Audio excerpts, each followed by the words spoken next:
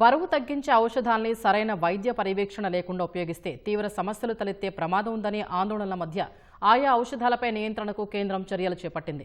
బరువు తగ్గించే మందు GLP-1 సరఫరాను నియంత్రించేందుకు డ్రగ్స్ కంట్రోలర్ ఆఫ్ ఇండియా పెద్ద ఎత్తున తనిఖీలు చేపట్టింది.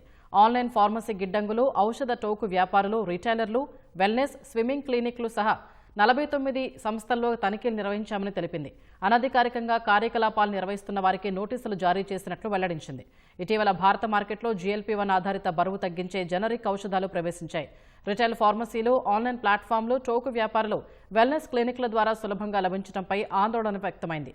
సరైన వైద్య పర్యవేక్షణ లేకుండా ఉపయోగిస్తే తీవ్రమైన దుష్ప్రభావాలు, అనేక రకాల ఆరోగ్య ప్రమాదాలకు దారితీయవచ్చని నిపుణులు తెలిపారు. ఈ వాదనను పరిగణలోకి తీసుకున్న డ్రగ్స్ కంట్రోలర్ రాష్ట్ర ఔషధ నియంత్రణ సంస్థలతో కలిసి ఔషధ సప్లై చైన్ ద్వారా జరిగే అవకతవకల్ని అరికట్టడానికి చర్యలు చేపట్టింది. ఈ ఔషధాల వినియోగం, ప్రచారంపై నిషేధం విధించింది.